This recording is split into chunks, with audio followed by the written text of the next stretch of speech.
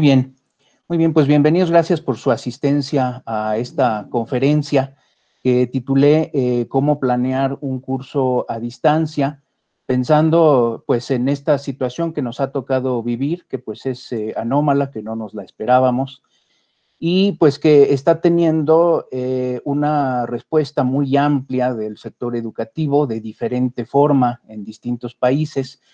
Yo estoy en contacto con compañeros, como seguramente muchos de ustedes, de otras partes del país, de otros países, y pues tengo algo de noticias respecto a la respuesta que se está dando a través de las tecnologías, transformando cursos presenciales a cursos a distancia, y pues también una parte de los resultados, la reacción que se ha tenido. Entonces, pues quiero compartirles un poco de eso. Quiero recordar brevemente un poco lo que normalmente hacemos para la planeación de un curso y terminar con mis recomendaciones de qué es lo que podríamos hacer en este momento para poder trabajar a la distancia forzada como estamos en este momento, ¿no? Entonces, bueno, pues esa es la intención de la conferencia y pues me voy a permitir compartirles mi pantalla para ir guiando con una serie de diapositivas lo que voy a ir explicando. Entonces, bueno, voy a mostrar ahora mi pantalla.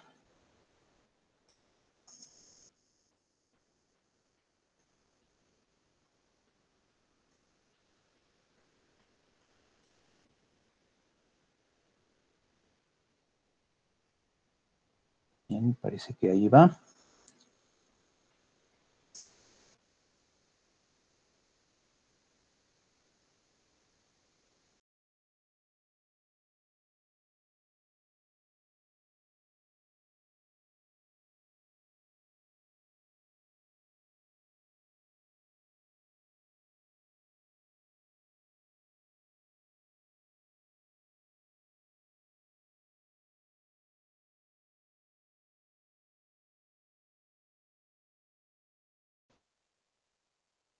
Simplemente tomando una definición para comenzar, pues me fui a la Real Academia para acordarme qué cosa es educar y tomé las dos primeras definiciones. La primera que dice que es dirigir, encaminar, doctrinar. Yo simplemente tacharía esta tercera porque en la universidad nos interesa no que los alumnos nos acepten cosas a priori, sino que puedan entender y valorar aquellas cosas que les explicamos, que tratamos de enseñarles, ¿no? Entonces me quedo con dirigir y encaminar, y en la segunda definición, desarrollar o perfeccionar las facultades intelectuales y morales del niño o joven, yo diría pues para nosotros joven y adulto, que son sobre todo nuestros alumnos, ¿no? Entonces ese es el reto que tenemos, dirigir, encaminar, desarrollar o perfeccionar las facultades intelectuales y morales de nuestros alumnos, y el reto que tenemos en este momento es cómo hago eso a distancia, cómo hago eso cuando ya no voy a tener por un tiempo la posibilidad de ver a mi alumno, de estar con él, de convivir, sino solamente lo que me permiten las tecnologías. Ese es el reto que tenemos, por eso quise empezar con esto. Ahora, la charla la he estructurado en estas cuatro fases, ¿no? Primero, voy a describir, digamos, como comenté hace un momento, normalmente en la planeación de un curso lo que tenemos que saber y entender, lo que hay que hacer, después una síntesis donde les voy a dar 4 pasos concretos que podríamos hacer para poder proponer nuestros cursos a distancia, y finalmente les voy a hacer unas breves recomendaciones. Entonces, bueno, empezamos por lo que hay que saber y entender. Entonces, como la conferencia se llama ¿Cómo planear un curso a distancia? Entonces, pues tengo que empezar a hablar de planeación docente. Eso que hacemos normalmente cada trimestre, pues implica, número uno, pues entender el resultado que busco con este proceso que estoy llevando, ¿no? Que llamamos nosotros de enseñanza-aprendizaje, así se llaman nuestras materias, ¿no? Unidades de enseñanza-aprendizaje. Y, digamos, eso que a mí me toca enseñar en esa UEA, cómo se integra dentro del plan de estudios. Ahora, mi propuesta en este momento, digamos, es que ya la mayor parte de nosotros pues tenemos, digamos, como nuestro nicho. Ya tenemos tiempo dando ciertas materias, a lo mejor por ahí tenemos alguna nueva, pero en general pues ya sabemos de qué se trata, qué es lo que hay que enseñar, pero me parece que este es un muy buen momento para reexaminar cómo estoy enseñando lo que me toca enseñar. De verdad lo que estoy enseñando es lo que se espera que el alumno aprenda en la visión de panorama del plan de estudios, considerado lo que aprenden antes, lo que aprenden después. Entonces, creo que tenemos que aprovechar esta oportunidad. Otras instituciones no la tuvieron porque de una semana para otra, con unos días de distancia, pues tuvieron que saltar de una modalidad a otra. A nosotros nos tocó en el fin de trimestre. Entonces, creo que es buena oportunidad. Apenas el viernes va a sesionar el colegio para definir cómo vamos a enfrentar esto de manera concreta y cuáles van a ser nuestras fechas. Entonces, todavía tenemos unos días que nos permitirían pues hacer esta reflexión, ¿no? Cómo he estado enseñando este tema que me pide la universidad y cómo eso que estoy yo haciendo se integra o no se integra en el panorama del plan de estudios al cual pertenezco o al cual pertenece mi UEA. Bueno, número 2, conocer el modelo pedagógico en el que la institución docente busca enmarcar el proceso. Creo que es una buena oportunidad también para que nos preguntemos eso. Muchos de nosotros no tenemos claridad respecto a eso. Y me voy a permitir brevemente comentar que la propuesta de la UAM, en un principio, pues fue una propuesta sui generis, porque implicaba ciertos conceptos que venían de diferentes teorías pedagógicas, específicamente la cognoscitivista y la constructivista. Con el tiempo, pues perdimos ya ese sistema eslabonario y aunque tenemos ya planes de estudios que van más bien por ejes temáticos, todavía hay una cierta relación entre materias que deriva pues de esa visión de estas posturas. Ahí, creo que se quedó abierto por ahí un micrófono, si me ayudan a cerrarlo, por favor. Entonces, bueno, decía, el conocer este modelo pedagógico, en realidad lo que hace es orientarme acerca de los planes de estudios, cuál es la visión que tienen y por lo tanto también qué herramientas me deberían apoyar para poder enseñar ese conocimiento que me toca en mi UEA.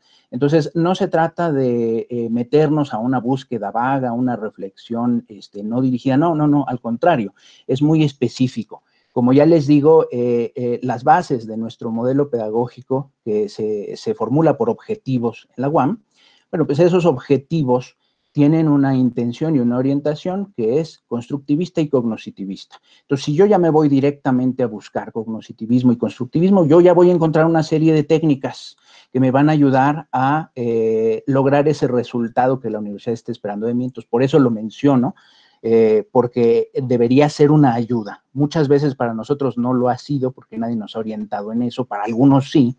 Entonces creo que es también una buena oportunidad para ver eso, ¿no? Estos modelos pedagógicos que proponen y eso cómo me ayuda a mí para saber cuál es la mejor forma de transmitir el conocimiento que buscamos acercar a nuestros alumnos. Y bueno, punto número 3, diseñar la serie de acciones que buscarán justamente que se logre ese resultado. Entonces, como les digo, estos modelos pedagógicos me llevan a la estrategia y esa estrategia se va a componer de una serie de acciones. Y eso es sobre todo lo nuevo que vamos a tener que hacer, porque lo que yo hacía normalmente en el aula, pues ahora voy a tener que encontrar una forma distinta de hacerlo que le resulte útil a los alumnos.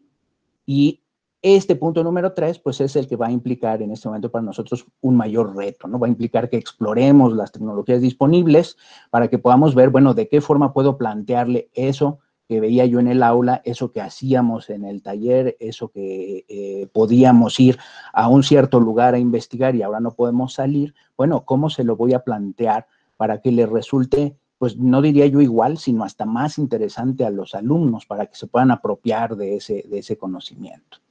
Entonces, bueno, Voy a desglosar brevemente estos puntos. En el número 1, que es entender este resultado que se busca del proceso de enseñanza-aprendizaje, yo debería hacerme la pregunta: ¿qué debería ser capaz de lograr el alumno al acabar el curso? Y esto, si ustedes recuerdan, se parece mucho a cómo está planteado el objetivo general de cada UEA en los programas aprobados junto con el plan de estudios. Es el objetivo general. Ahora, yo lo que les recomiendo no es que copien tal cual ese objetivo general cuando ustedes estén construyendo su curso a distancia, sino que lo examinen, que lo vean y que traten de ver, voy a ser capaz de lograr eso a través de mi aula virtual o a través de videoconferencia o a través de un chat o de redes sociales o de correo electrónico. Entonces, ese reexaminar el contenido de mi materia debería llevarme a poder plantear con mis palabras, para que yo lo entienda clarísimo, qué es lo que sí voy a poder lograr a través de estos medios que tengo disponibles. Desde luego va a estar relacionado con lo que está planteado en el programa, pero yo les recomiendo no lo copien, formulen su propio objetivo y busquen que ese objetivo efectivamente se pueda lograr. Si lo tienen muy claro, puede convertirse en la meta para todos sus alumnos, ¿no? Entonces, si ustedes lo tienen claro, si ustedes lo entienden bien y lo creen posible, va a ser posible que los alumnos lo alcancen, ¿no? Entonces, por eso lo enmarqué y le puse ahí la flechita. Lo vamos a retomar al final en la síntesis. Este debería ser ese objetivo general, ¿no? de mi curso a distancia. Bueno, también debería preguntarme ¿por qué es importante que el alumno logre esto? Es muy probable, es muy común cuando se hace la planeación de cursos a distancia, que no sea posible lograr todas las cosas que yo hacía en mi curso presencial. Y entonces, y lo digo así claramente, digamos, no es que no se quiera, a veces no se puede, en ocasiones sí se puede, qué bueno. Entonces yo tengo que examinar de todo eso que yo siempre planteo como objetivo, como algo importante a lograr en mi materia. Bueno, ¿qué de eso pienso que sí voy a poder lograr? Yo debería poder jerarquizar los diferentes objetivos para poder quedarme con aquellos que efectivamente se van a lograr, ¿no? No me sirve tener una lista de 7 objetivos de los cuales logre 3, eso lo único que hace es confundir y al final, pues, hace que nos demos cuenta de que pues, no se logró todo lo que se había propuesto, ¿no? Entonces es mejor tener objetivos limitados, reducidos, concretos, pero muy claros y que sean factibles. Y no por eso estamos dejando de hacer parte de la labor, es decir, es ver las capacidades reales. Conforme tengamos más experiencia, pues lograremos más cosas, pero hay que comenzar por una cosa sólida, una cosa clara para nosotros, clara para los alumnos. Bueno, en el punto 2 les decía esto de conocer el modelo pedagógico, pues me lleva a preguntarme, bueno, pues ¿quién planteó esta forma de enseñanza-aprendizaje que tenemos en la universidad? ¿Para qué se planteó así? ¿Por qué era diferente?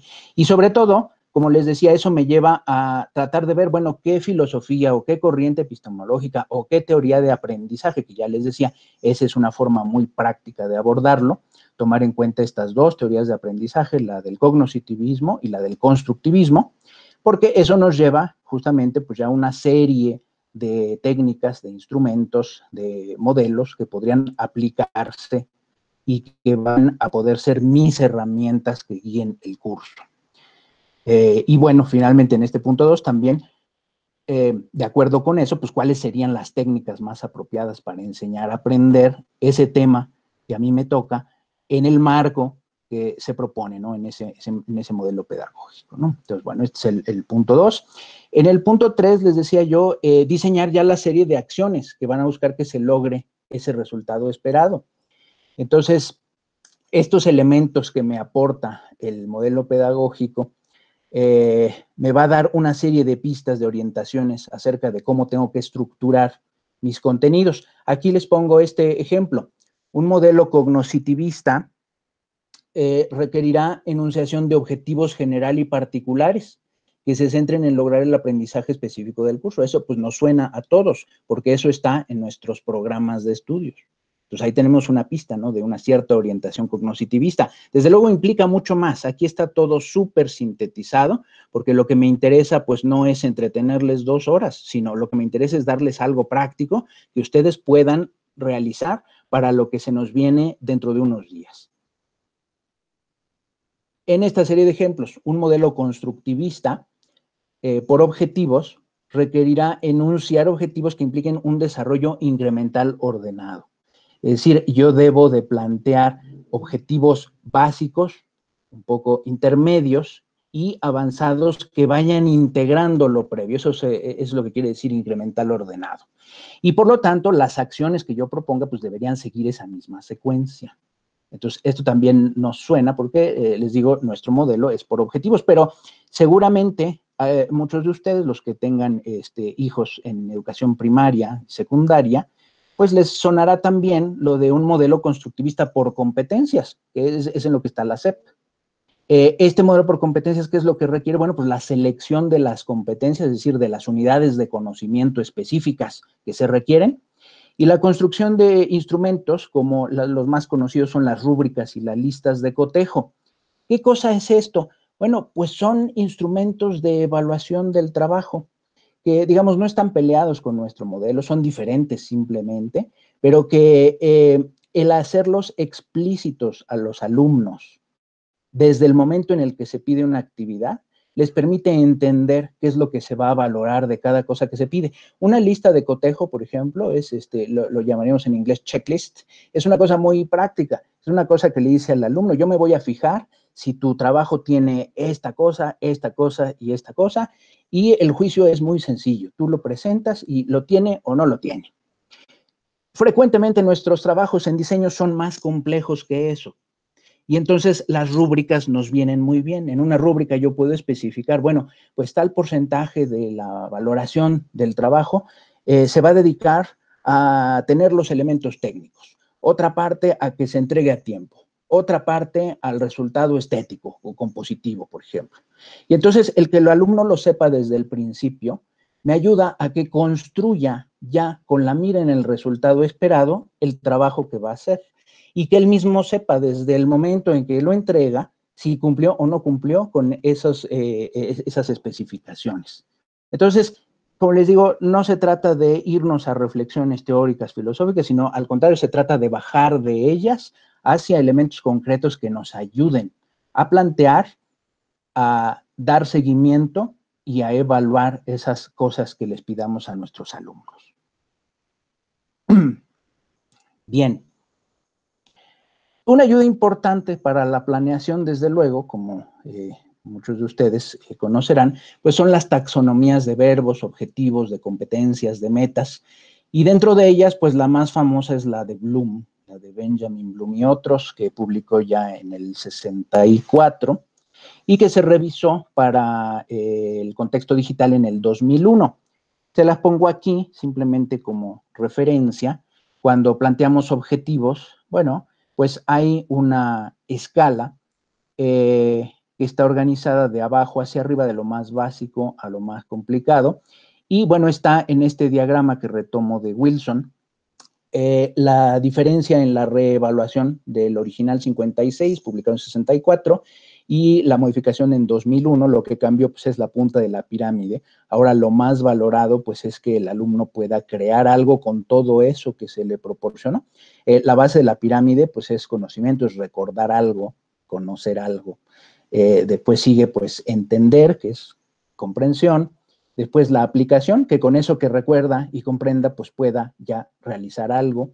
Después que pueda analizar una cosa. Después que pueda evaluarla y finalmente pues que pueda crearla, ¿no? Entonces creo que todos aspiramos hacia esa punta de la pirámide, pero no se pueden dar saltos. Tenemos que empezar por los pasos más básicos para poder llegar en los resultados a la parte más elevada. Entonces, bueno, desde luego si ustedes buscan en internet, pues hay infinidad de representaciones de esta taxonomía de Bloom.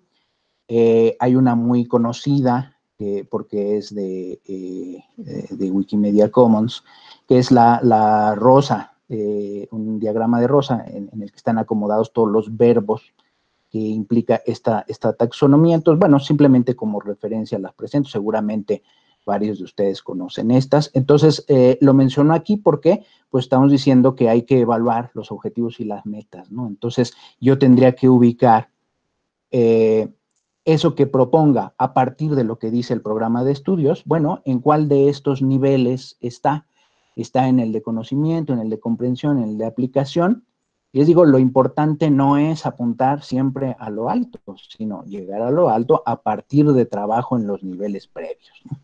Entonces, no hay problema en que cuando se presenta un tema nuevo a los alumnos, pues le pidamos que reconozca algo, que exprese algo, que son los niveles 1 y 2.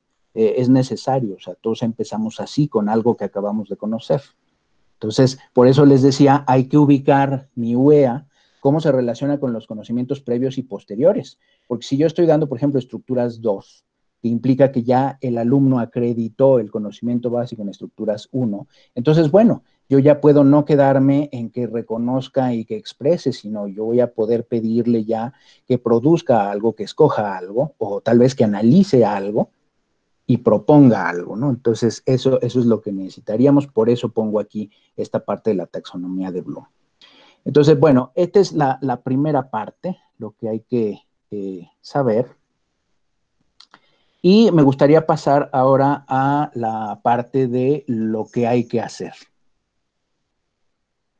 Entonces, bien, una vez que ya definimos esta parte de los objetivos, lo voy a retomar en un momento, digamos, ya podemos nosotros generar lo que necesitamos para nuestro curso. Entonces, empezando precisamente por los propósitos u objetivos, una vez que yo ya los tengo claros, yo tengo que dárselos a conocer a mis alumnos. Y entonces, si yo voy a tener un aula virtual, pues lo primero que tengo que decir es, bueno, esta aula, ¿para qué sirve? ¿Cuál es la finalidad que persigue? Y yo tengo que hacérselo explícito a los alumnos, por eso lo retomo aquí. Entonces, lo primero serían los propósitos u objetivos. Después, digamos, ¿qué es lo que voy a encontrar dentro de ese material que se va a revisar a distancia? La organización de los contenidos, que ya son directamente mis temas.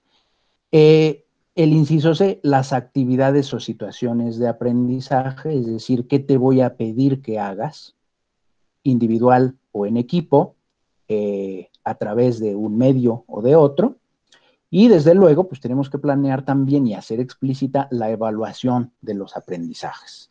Entonces, bueno, entonces en el primer punto, les decía, hay que enunciar claramente lo que se busca obtener con el proceso de enseñanza-aprendizaje, y eso es válido no solamente para el aula virtual completa que estemos preparando, sino también para cada una de las unidades temáticas.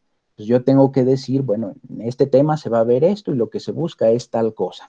Cuando el alumno tiene claro eso, pues va a poder orientar sus esfuerzos a lograrlo. Entonces es muy importante decirlo en cada unidad que presentemos, ¿no? No solo al principio. Desde luego, nos interesa mucho la organización de los contenidos. Entonces, aquí les propongo que esos contenidos pues deberían estructurarse secuencialmente, cuando sea posible organizarlos jerárquicamente.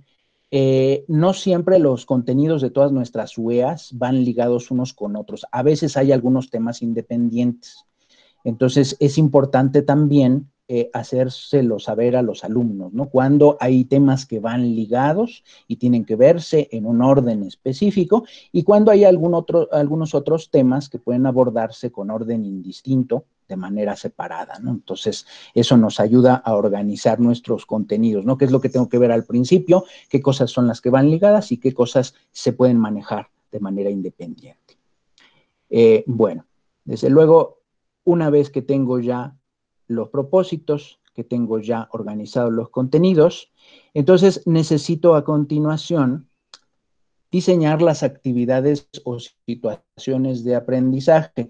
¿Por qué las llamo así? Bueno, ustedes se van a encontrar en la mayor parte de los entornos de aprendizaje de las plataformas como Moodle, como Blackboard, como Brightspace, como Google Classroom, que cada vez que yo quiero añadir una cosa que le voy a pedir a mi alumno, lo más común es que se llame actividad. Pero pongo este término de situaciones de aprendizaje porque lo que estamos haciendo es justamente proponerle al alumno la realización de ciertas acciones, como les pongo aquí, leer, escribir, ver, escuchar, copiar, reseñar, recortar, recopilar, redactar, explicar, resolver, analizar, lo que se les ocurra, pero que tiene la intención de permitir a los alumnos apropiarse de ese conocimiento del tema que se está tratando. Entonces, eso no se va a dar por casualidad. Yo debería proponer esa acción pensando en que sea la forma ideal, la forma más fácil o la forma más recordable, por ejemplo, para que los alumnos se apropien de ese conocimiento en el tema que estamos viendo. Entonces, este es un punto clave, por eso lo resalto también, le pongo recuadro y flechita, porque va a formar parte de la síntesis. Entonces, yo necesito escoger bien esas actividades. ¿Qué limitantes puedo tener? Pues las que la tecnología me permite, es decir, si yo voy a trabajar en Moodle y Moodle me permite ciertas actividades, pues esas son las que voy a proponer. No quiere decir que me pueda o me deba quedar ahí. Yo puedo proponerle también otras cosas fuera de la plataforma, que busque el alumno una cosa en su casa, que pregunte algo a la persona con quien viva y que después de eso pues redacte alguna cosa y me la mande por correo electrónico o me la comente en un chat o en un foro. Entonces, sí vamos a tener que guiarnos por las actividades que permiten las plataformas, pero podemos nosotros también encontrar estrategias que combinen varias de ellas y que no estén restringidas exactamente a lo que ahí se presenta, ¿no? Como quiera que sea, pues tenemos que seleccionarlas de tal manera que faciliten eso que necesitamos lograr con los alumnos. Y el cuarto inciso es la evaluación de los aprendizajes. Este es súper importante. A veces nos cuesta trabajo porque cuando nos encomiendan una nueva UEA, nos vamos directamente a contenidos y hacemos lista de temas y los ordenamos y los jerarquizamos. Está bien, pero acuérdense que siempre que enseñamos una cosa, tenemos que ser capaces de encontrar la forma de saber si los alumnos efectivamente ya se apropiaron de ese conocimiento. Entonces, la evaluación es súper importante. Yo tengo que preguntarme también si yo quiero saber si el alumno logró ese objetivo que estuve planteando, ese propósito que propuse al inicio, ¿qué le puedo pedir que me permita observar que efectivamente se logró? Cuando estamos en el aula, pues es muy sencillo, porque o yo le pregunto, o yo le hago un examen, o yo le pido que haga ahí un trabajo y veo cómo lo hace. Pero eso es justamente lo que no tenemos estos días. Entonces yo tengo que preguntarme de esas actividades que yo le proponga, ¿cuál debe ser el resultado esperado? Que haga un trabajo y me lo mande, puede ser, pero creo que podría ser más interesante que una vez que me entregue ese resultado, pues me explique cómo lo hizo o qué le pareció importante o qué le costó trabajo. Entonces, la evaluación puede darse no solo a través de una actividad, sino a través de un conjunto de actividades que me permitan darme idea de efectivamente si se apropió de ese conocimiento, ¿no? Entonces, simplemente asegurarnos en lo posible de que el alumno ya entendió, ya pudo ver ese conocimiento que tratábamos de transmitirle. Entonces, la evaluación pues, es cualquier acción encaminada a saber si se lograron esos objetivos de aprendizaje. Bien, entonces ya que hablamos de evaluación, voy a dar simplemente algunas categorías para tomarlas en cuenta en esto que planeemos a distancia. Estos autores que les recomiendo mucho, Miller, Lin y Gronlund, me gusta mucho este listado que hacen de cosas que recomiendan considerar al momento de evaluar, ¿no? Entonces, bueno, como les decía, primero, pues especificar claramente qué se va a evaluar, y para eso nos ayudarían eso que mencionaba hace un momento, las listas de cotejo, las rúbricas, los cuestionarios, los exámenes, lo que ustedes decidan, pero especificarle claramente al alumno qué y cómo se va a evaluar, ¿no? Segundo, la evaluación es un medio para un fin, no un fin en sí mismo. Es decir, el que yo ponga un examen, pues no hace que automáticamente el alumno que lo aprobó lo haya aprendido todo. Es simplemente, pues, un instrumento que me permite tener un valor que mide cierto aspecto de esa apropiación de conocimiento. Entonces, lo importante, pues, es lo que puedo entender a partir de la evaluación, no la evaluación en sí misma. Número 3. Los métodos de evaluación del aprendizaje deben elegirse por su relevancia para las características que se van a evaluar del estudiante. Por eso les decía, hay que escoger bien la actividad de evaluación, ¿no? No siempre el examen o el cuestionario es lo más conveniente. Hay compañeros a los que les gustan mucho, porque si yo pongo un cuestionario o un examen de opción múltiple, pues las plataformas incluso pues hasta me lo califican y me dan ahí, si los voy acumulando en el curso, pues me dan la estadística, ¿no? Y me calculan la mediana. Entonces, bueno, tiene sus ventajas, pero no necesariamente es lo ideal. Tenemos que decidir cuál es la mejor forma de evaluar, ¿no? Número 4, esta evaluación requiere, pues, de una variedad de procedimientos e instrumentos, ¿no? A veces no es una sola cosa, como les decía, sino puede ser la combinación de varias.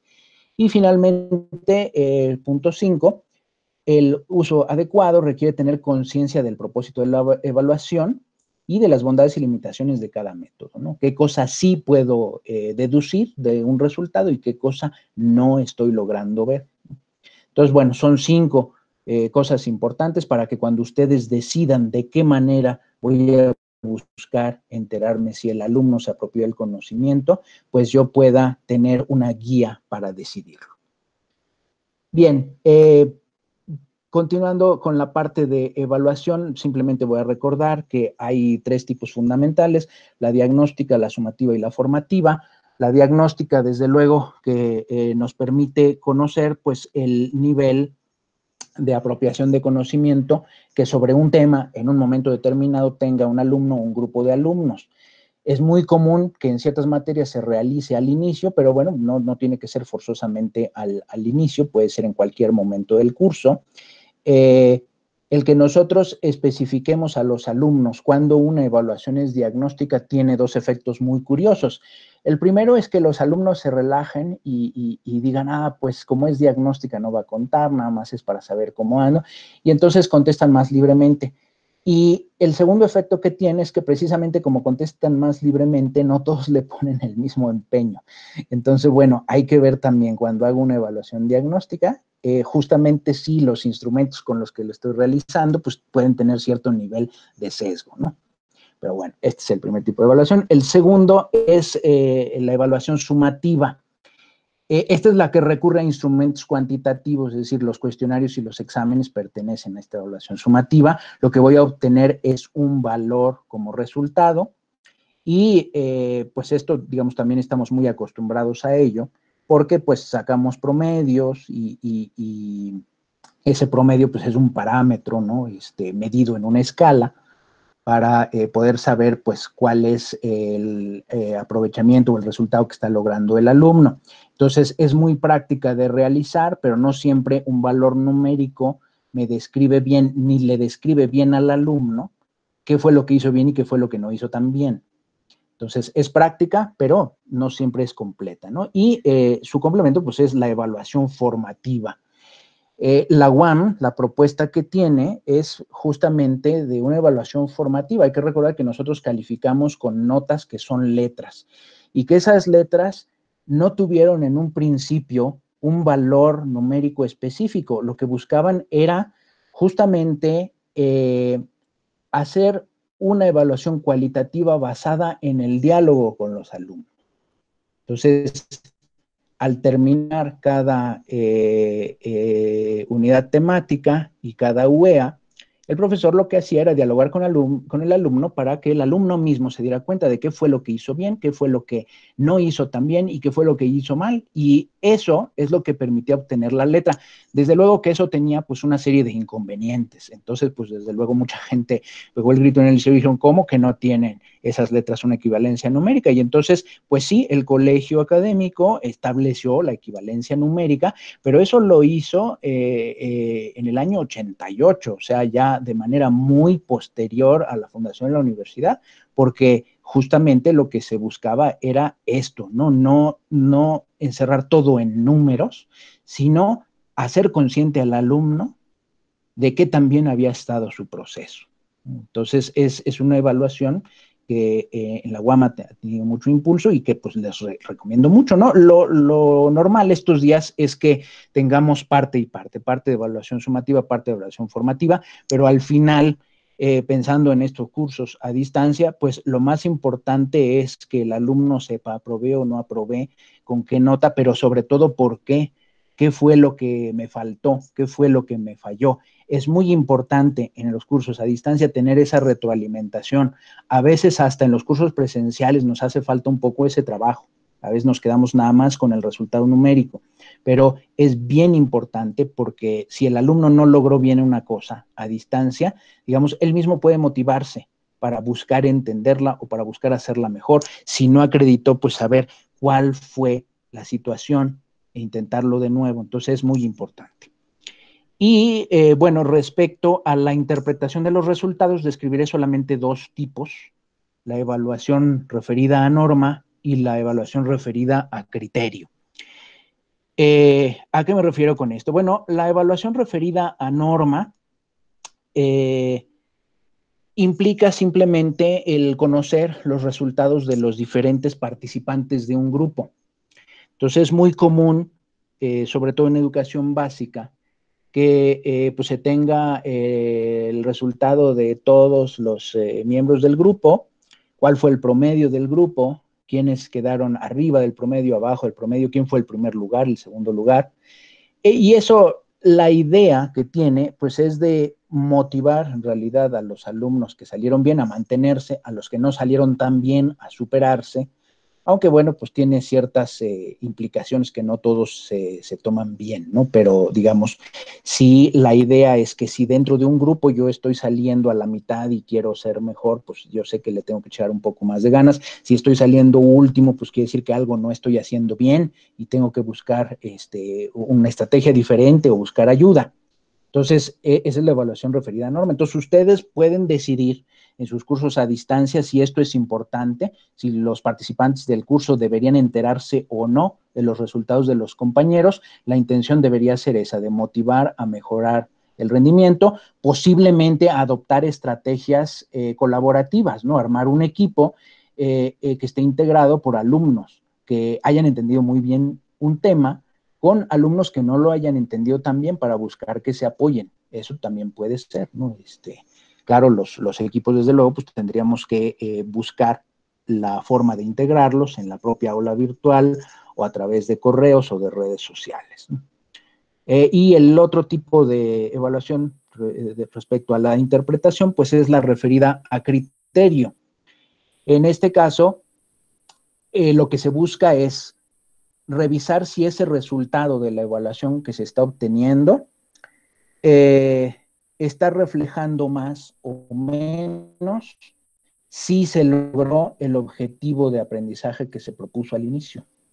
Entonces, este es bien importante. Esta, sobre todo, pues es individual, porque tal vez del grupo nosotros como docentes podamos tener la visión general, pero yo creo que cada alumno debe tener claro si logró bien, logró con suficiencia esos objetivos que al principio enunciamos, ¿no?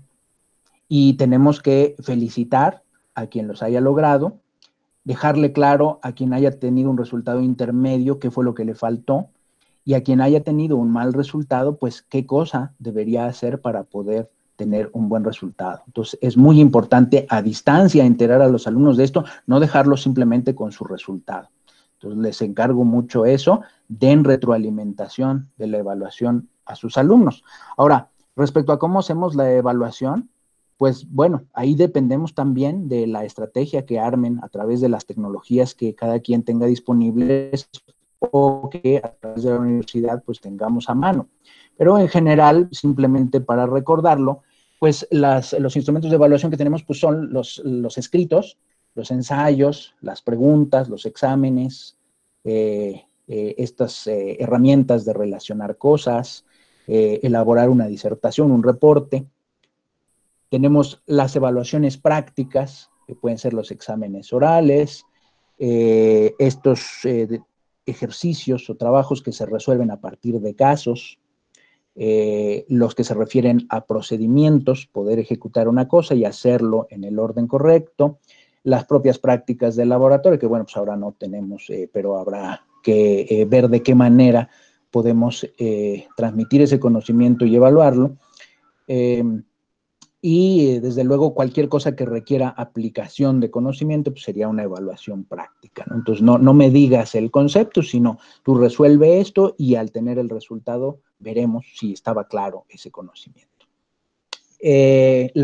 Los instrumentos de observación, yo puedo también tener mis notas a partir de las aulas virtuales, de cuántas veces entraron los alumnos, quiénes participaron más en las diferentes actividades, a quienes les tomó más o menos tiempo realizar alguna cosa. Y bueno, pues están ahí en esta categoría estos instrumentos que les mencionaba, las listas de cotejo o checklists y las rúbricas, digamos, las listas de proporciones de distintos factores a evaluar. Y los registros del desempeño que pues son, digamos, los diarios, portafolios, bitácoras, registros de procedimientos. Una cosa importante que se abre en redes sociales y que no siempre usamos de manera presencial son la autoevaluación y la evaluación por pares. Es decir, yo le puedo pedir al alumno cuando terminó una unidad temática, bueno, esto que hiciste, lo que entregaste, lo que pudiste captar, cómo lo evaluaste, te costó trabajo, salió fácil, te tomó mucho tiempo, tuviste que hacer otras cosas. Y la evaluación de los compañeros, que es la evaluación por pares, ¿no? Es muy común también que al finalizar un curso o una unidad temática, la entrega que se hace pues tenga que recibir opiniones de compañeros. Y entonces, bueno, eso puede ser asignado por el docente. Digamos, te mando 3 trabajos, tú no sabes de quiénes son, tú dame su opinión, decide de acuerdo con lo que se vio en el curso, qué tienen bien, qué les falta, y se puede gestionar esa retroalimentación que ya no sería de una sola persona, ¿no? Entonces eso puede ser interesante, ¿no? La evaluación por pares. Entonces, bueno, pues este es el conjunto de los instrumentos de evaluación, los sintetizo así en estos 5 rubros, y con eso terminamos pues la segunda parte de lo que hay que hacer. Entonces, ahora voy a lo más importante, la síntesis. ¿Qué es lo que les recomiendo hacer para que en estos días puedan ustedes preparar sus cursos? Entonces, bueno, le puse así el ABCD de la educación a distancia por la emergencia. ¿Por qué lo llamé así? Porque a nivel internacional se está viendo una diferencia clara entre la educación a distancia, que desde hace pues más de 20 años ya se organiza, se planea y se lleva a cabo en diferentes plataformas, y que tiene un proceso largo de planeación, de instrumentación y tiene retroalimentación. Bueno, eso no se puede lograr de la noche a la mañana este año que tenemos la emergencia. Entonces, es simplemente adoptar algunas técnicas, entenderlas para lograr el mejor resultado posible, y eso internacionalmente se le está llamando así, educación a distancia por la emergencia. Entonces, bueno, ¿qué les propongo yo para esto? Bueno, paso a dejarle claro al alumno qué debería ser capaz de lograr al acabar el curso.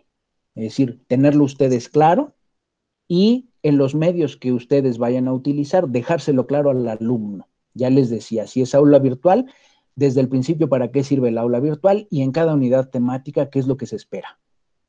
Ese es paso A. Paso B. Definir las mejores actividades o situaciones de aprendizaje que sean posibles. ¿Qué le voy a proponer hacer al alumno? Y por favor, cuidado con esto.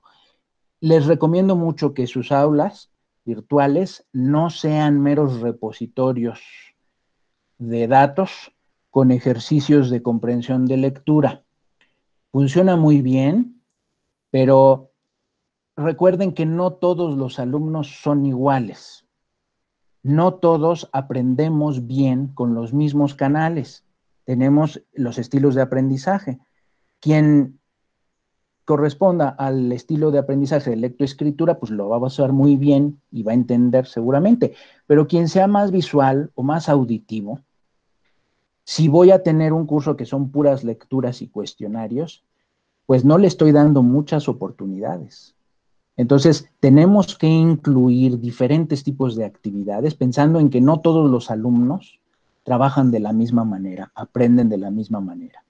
Entonces, paso B, definir las mejores actividades o situaciones de aprendizaje posibles. Paso C, los instrumentos de evaluación idóneos para los aprendizajes, lo acabamos de ver.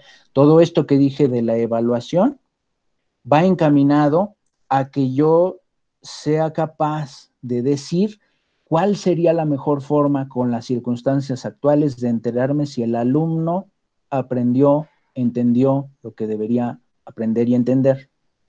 Entonces, este es el ABC. Antes de pasar a la D, les pongo aquí unas palabras clave. Que sería, digamos, en el paso A, tener claros los objetivos. Primero yo y después hacérselos explícitos a los alumnos.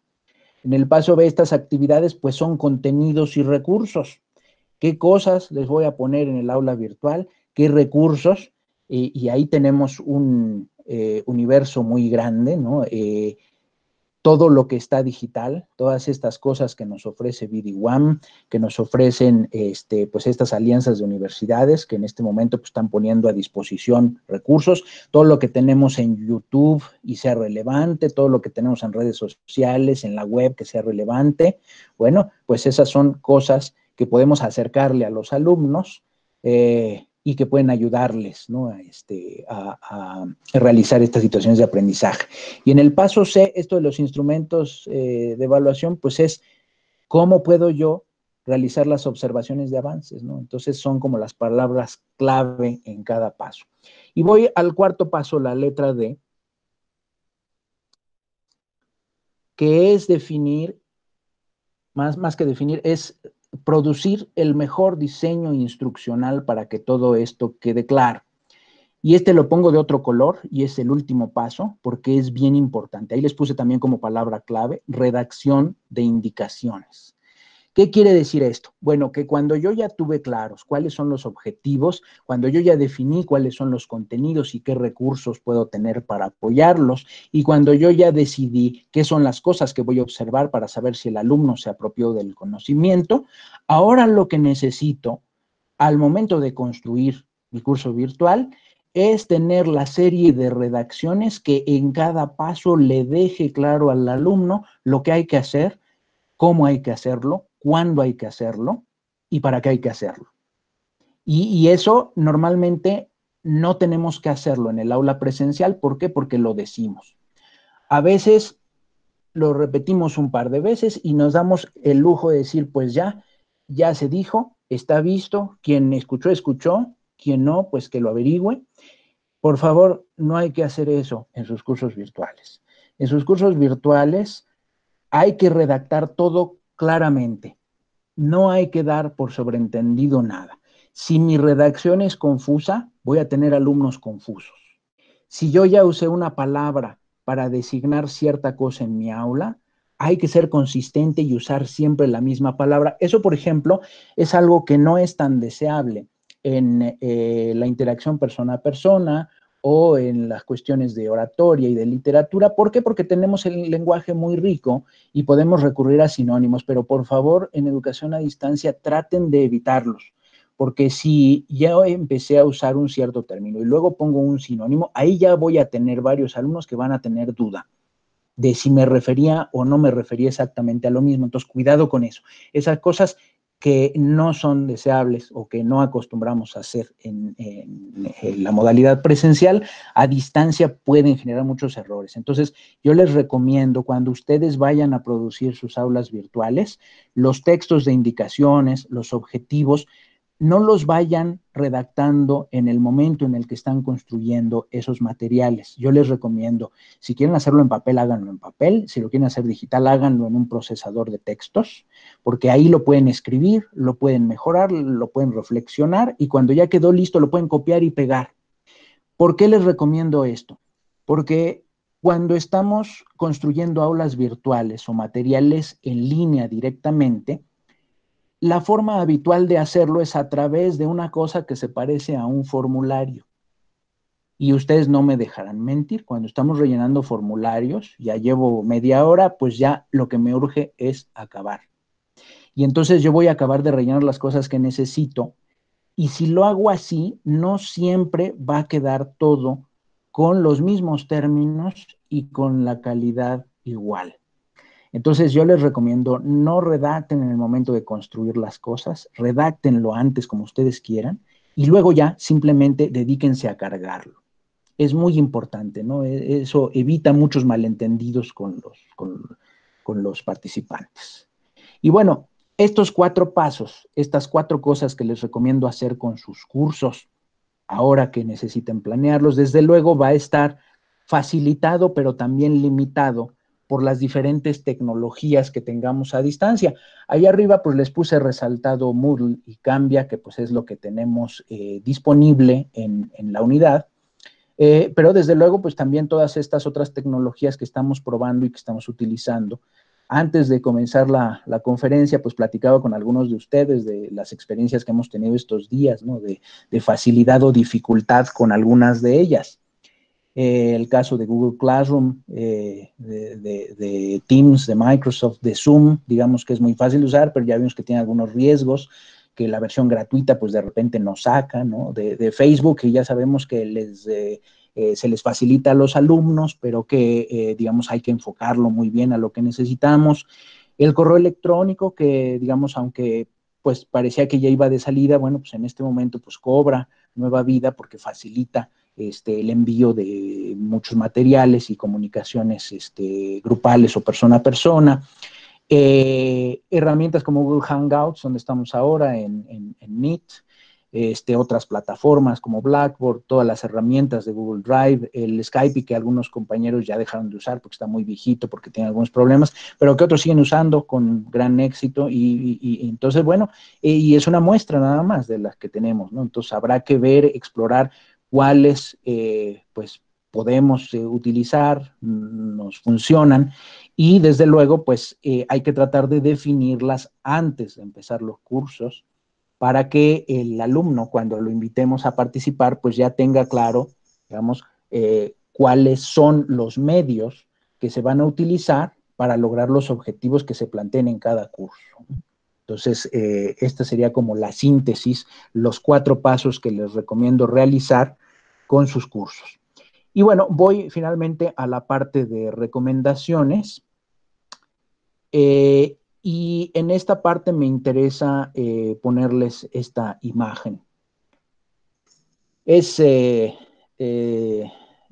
7 de abril, un periódico español, donde sale pues esta plana que dice: el mundo se derrumba, pero que los niños no pierdan clase. Esto hace referencia a que un fenómeno que se ha dado con esta emergencia es que la transición de la educación hacia las modalidades a distancia eh, a veces ha sobrecargado a los propios estudiantes y a sus familias, no solo a los niños, y, y pues ha propiciado que pues tengan sobrecarga de trabajo y de estrés tanto los alumnos como los profesores como las familias. Entonces, lo pongo aquí porque a continuación voy a darles una serie de recomendaciones que toman en cuenta esto que se ha estado viviendo en otros países. Entonces, punto número 1, en estos días que tenemos, antes de que el colegio nos indique cómo vamos a trabajar, ustedes tienen la oportunidad de conocer bien las tecnologías, a cuáles sí tengo acceso, a cuáles no tengo acceso, eh, y las que se decida que se van a utilizar, pues nuestro primer objetivo debe ser conocerlas bien, ¿no? ¿Qué sí puedo hacer y qué no puedo hacer? Tener cuidado, sobre todo, en nuestras carreras de diseño, que frecuentemente pues tenemos que trabajar con archivos de gran peso, que ocupan muchos megabytes, me refiero. Entonces, bueno, hay que tomar en cuenta que no todos nuestros alumnos tienen un mismo tipo de acceso a Internet. No todos tienen suficiente ancho de banda como para enviar y recibir cosas pesadas. No todos tienen acceso a videoconferencia. muchos sí, ahora se facilita con los dispositivos portátiles, pero aún así a mí me ha tocado grupos de alumnos que sí tienen teléfono celular, pero pues que la cámara no es muy poderosa, el teléfono no es el más reciente, entonces hay limitaciones. Entonces, así como nosotros podemos probar lo que tenemos a disposición, también hay que enterarnos de nuestros alumnos, quienes tienen facilidad o dificultad para utilizar estas tecnologías y decidir las que vayamos a usar para cada curso en función de eso, ¿no? De lo que sea conveniente para la mayor parte del grupo y encontrar soluciones para aquellos alumnos que no tengan la misma posibilidad. En ese mismo sentido, mi segunda recomendación es sean pacientes, por favor. Hace un momento ponía este ejemplo de cuando decimos las cosas en el salón y ya las dijimos un par de veces y las damos por vistas. Hay que tener cuidado con eso a distancia, ¿no? Hay que ser pacientes en el sentido de que posiblemente no todos tuvieron el mismo tiempo, la misma oportunidad, la misma tecnología. Entonces, tenemos que ser pacientes con nuestros alumnos, no hay que desesperarnos, a veces repetir las cosas es difícil, no nos gusta, pero hay que entender que también los alumnos tienen sus propias problemáticas, es difícil que las conozcamos a profundidad, entonces hay que ser pacientes con ellos. También les recomiendo sean flexibles, es decir, pensando justamente en esto, que no todos tienen la misma posibilidad de acceso tecnológico. Entonces, si nosotros en el salón somos exigentes y dijimos, pues la entrega es este día hasta las 11 de la mañana y son las 11:05, ya no te lo acepto. A veces la dificultad tecnológica puede empeorar este tipo de aspectos. Entonces, si ustedes establecen un plazo, no una fecha precisa, sino un plazo, pues va a ser más fácil que los alumnos lo cumplan. Y si por cualquier circunstancia alguno no lo cumplió, entonces ustedes tengan preparada una estrategia. Entonces, ok, no lo pudiste entregar, si haces este trabajo complementario, te lo acepto. O te lo acepto fuera de tiempo, pero pues con un valor distinto. Entonces hay que procurar ser flexibles, ¿no? Y ahí a veces tenemos que cambiar un poquito nuestra actitud. En el salón a veces está muy bien porque tenemos que enseñar a nuestros alumnos a ser ordenados, a ser disciplinados, pero en este momento mi recomendación es sean flexibles, como les decía, estén dispuestos a repetir, no importa si alguien preguntó una cosa en el foro y ahí se explicó y después alguien me envió el correo. Acuérdense que no siempre las notificaciones son efectivas. A veces por salud tiene uno que desconectarlas en ciertos horarios. Entonces es común que alguien no se haya enterado de algo. Entonces estén dispuestos a repetir las cosas. Eh, y desde luego, pues también sean cordiales en el siguiente sentido.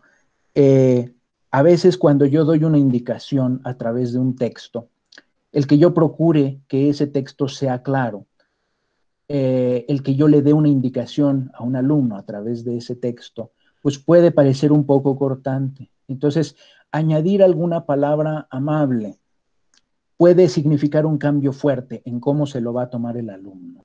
Entonces, hay que ser cordiales. Cuando escribamos a los alumnos, cuando nos dirijamos a ellos a distancia, hay que ser muy cordiales. Y desde luego, finalmente, hay que ser entusiastas. Acuérdense que todos los profesores estamos en posición de liderazgo de nuestros grupos. Entonces, no puede ser que el líder se venga abajo porque el grupo se viene abajo. Entonces, hay que ser entusiastas.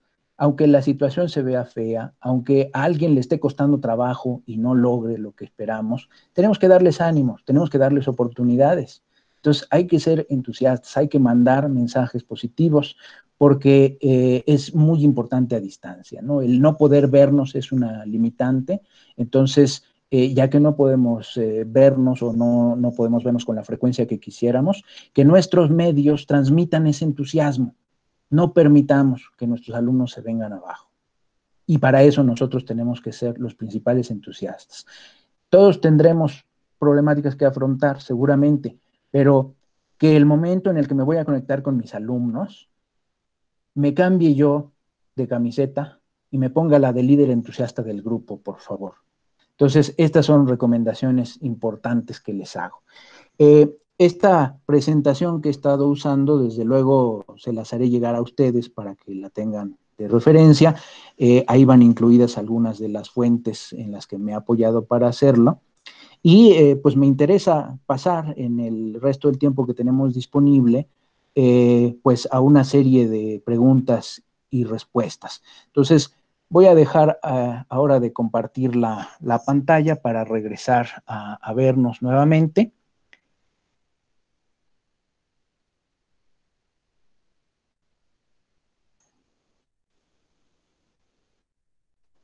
Y que podamos plantear algunas preguntas.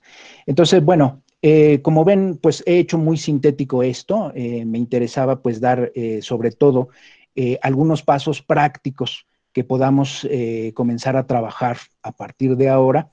Y pues finalmente quisiera pues hacerles esta recomendación. Esta planeación de cursos a distancia no se trata de transformar completamente mi curso presencial en lo mismo, pero a distancia. En estos 4 pasos que les decía, de considerar los objetivos y plantearlos claramente, de definir cuáles son los contenidos, las situaciones de aprendizaje, en escoger cuáles son las formas adecuadas de observar ese aprendizaje y tener el mejor diseño instruccional posible, pues tenemos nosotros esa oportunidad de decidir, digamos, qué es lo principal que tenemos que comunicar a los alumnos a distancia, ¿no? Entonces, no tiene que ser forzosamente lo mismo, ¿no? Esa saturación que les comentaba que han tenido algunos alumnos, pues se debe justamente a que muchas instituciones lo que hicieron pasar, pues fue de lo presencial a lo virtual exactamente igual, y no puede ser, no puede ser. Entonces hay que tener cuidado con eso. Bueno, aquí ya tengo a Laura Angélica que quiere hacer una pregunta. Muy bien, adelante, por favor. Hola, buenos días. Bueno, yo tengo pues una situación, yo voy a dar un taller de expresión arquitectónica, sí, en donde pues le solicito diferentes recursos, ¿no? Plumones, lápices. Mi duda radica en si estoy conflictuada porque todavía no sé a qué me voy a enfrentar, porque seguramente hay alumnos que no cuentan con algunos instrumentos, ¿no? Yo pienso que a lo mejor lápices sí tienen, pero hay algunos plumones o demás material que les voy pidiendo y pues a partir de eso yo voy generando evaluaciones y pues así los califico, pero bueno, ahora yo no sé cómo me voy a enfrentar porque no sé con qué van a contar y cómo puedo hacerle para homologar esas evaluaciones cuando a lo mejor uno me dice, no, pues yo sí los tengo, ¿no? Y a lo mejor otro me dice, no, pero yo no lo tengo. Entonces ahí yo estoy como en esa situación de cómo le hago para evaluar o homogenizar esas, pues eso, ¿no? Cuando uno sí cuenta con una cosa y no, yo sé que ahorita no los voy a arriesgar a que vayan a comprar, ¿no? O a lo mejor unos también, no sé si sus papás les están pagando, si se quedaron sin trabajo, si son materiales costosos. O sea, esa es como mi duda. Muy bien. Gracias. Sí, gracias por la pregunta. Efectivamente, este tipo de casos entran justo en esta recomendación de flexibilidad. Efectivamente, no sabemos si los alumnos tienen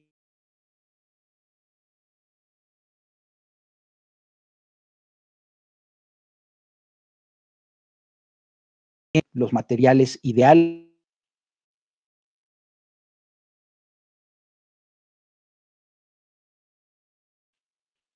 No escucho, para la ¿no? clase, los que acostumbramos en casa los alumnos, y tal vez comenzar a plantear la estrategia a partir de eso. Es decir, tendríamos que transitar de lo ideal a lo posible.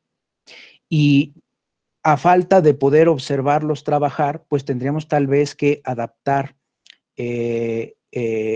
las prácticas para que pudieran ofrecerte evidencias de construcción de esas láminas que pidas, tal vez una foto con el teléfono, que te pudieran enviar por correo, que pudieran subir a la plataforma.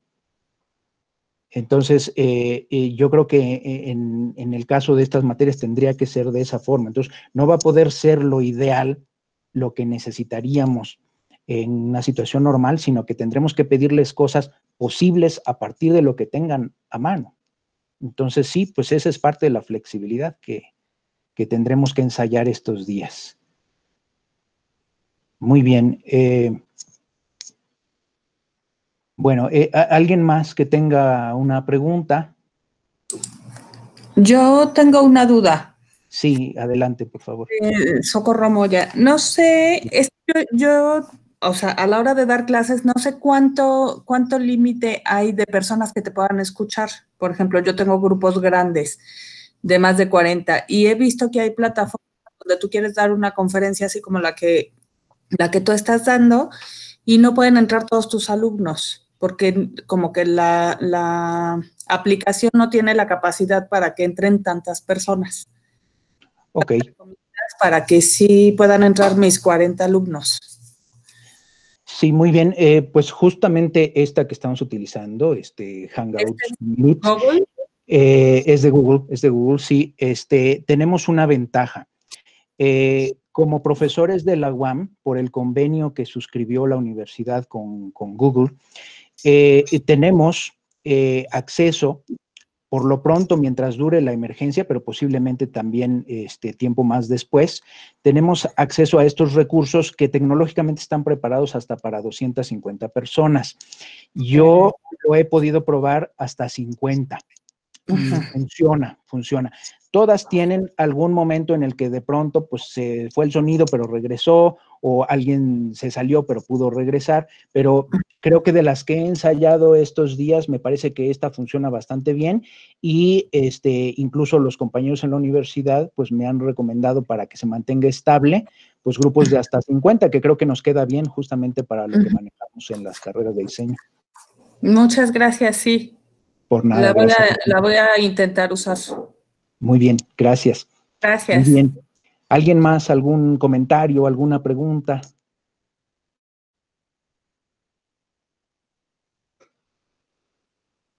¿Qué tal, Rodrigo? Habla Félix. Sí, maestro, adelante, por favor. Primero, felicitarte. Tu exposición fue muy clara, muy ilustrativa. En mi caso, que tengo poca experiencia en el manejo de nuevas tecnologías. Estuve también en la conferencia de Mabel, Sí. Marcela Esperanza Buitrón. De Marce Buitrón, sí. Bueno, ese es para utilizar la plataforma virtual, ¿no? Un paquete sí. También, pero el proceso es excesivamente largo para poder manejarlo y meter. Este es para planear lo que tú nos dices, para planificar nuestra carta temática, los temas por semana, etcétera, etcétera, y algunas recomendaciones, pero ahí se trataba de ver cómo utilizar esa plataforma. Me parece muy complicada. Ella comentó que cuando ellos le pidieron realizar un curso en aula virtual, se los pidieron en enero y ellos calcularon tenerla para junio, cuando le pidieron esto hace algunos años, y lo tuvieron realmente hasta septiembre. A mí se me haría mucho más fácil, por ejemplo, utilizar este paquete que tú estás utilizando, que nos estás comunicando a través de una conferencia, porque me parece muy flexible, probablemente sencillo, para podernos comunicar con los alumnos. Es casi, se puede decir que casi es presencial, aunque estemos a distancia. ¿Por qué? Porque tenemos una serie de materiales que ya hemos armado a través del tiempo, como son presentaciones en PowerPoint y algunos ejercicios que pueden ser modificados para que utilicen Internet o otros medios para obtener información y no acudir al sitio, o hacer visitas a través de Maps Google, etcétera, etcétera, ¿no? Que pudiera suplir el trabajo práctico que en los talleres de diseño tenemos, y que es una dificultad hacerlo ahora. En ese sentido, yo quisiera preguntarte primero, ¿en qué paquete se preparó esta presentación que nos haces? Y, bueno, sí. Y también, si es posible utilizar, por ejemplo, esta plataforma, esta que tú utilizaste para la conferencia, como un instrumento mucho más sencillo para poder acercarnos a los alumnos, en la actividad docente. Y otra de las preguntas es la dificultad que ya mencionaron, que en el proceso de diseño, bueno, yo acostumbro a trabajar de manera grupal, por equipos y de manera individual. Y estas tres fases va a ser difícil a veces conseguirlo en una nueva modalidad, que hay que buscar nuevas alternativas para poder suplir esas modalidades, ¿no? Y la otra es que ya en el proceso del diseño, pues hay una interacción muy directa entre el alumno y el profesor para ir afinando las propuestas que realizan, para irlas afinando, hacer comentarios y hacer revisiones críticas, de criticar precisamente el proyecto para poder llegar a una solución aceptable o idónea, ¿no? Esas serían algunas de las preguntas que yo me hago y te hago. Muy bien, gracias por sus comentarios, maestro. Sí, esta presentación, la videoconferencia está hecha en Google Hangouts, en el módulo que se llama Meet. Este módulo es el que comentaba anteriormente. Nosotros tenemos acceso por el convenio que tiene la universidad con Google. Entonces, lo único que necesitamos es buscar Hangouts en Google. Hay que hacer una instalación muy sencilla de unos minutos y con eso se puede tener ya con la cuenta de correo institucional acceso a este servicio. Las diapositivas que presenté, pues esas las realicé en PowerPoint en realidad. Entonces, sí, entiendo lo que me dice de las aulas virtuales, no son herramientas que se puedan conocer de un día para otro, entonces me queda claro que no todos vamos a tener aulas virtuales.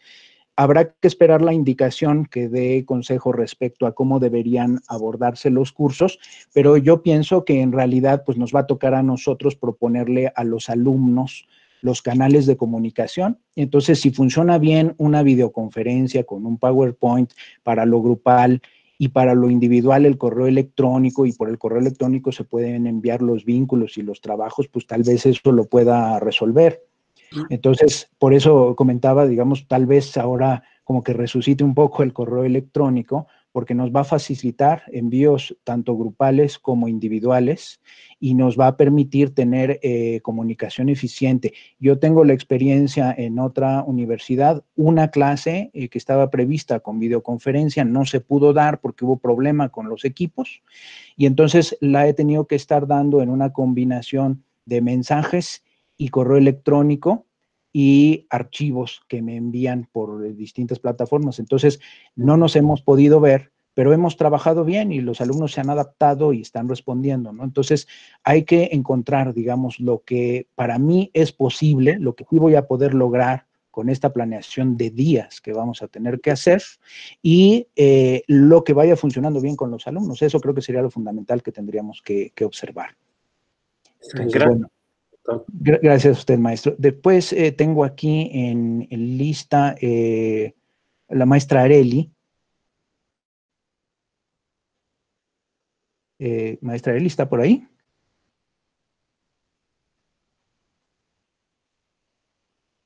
No. Bueno, la profesora Araceli.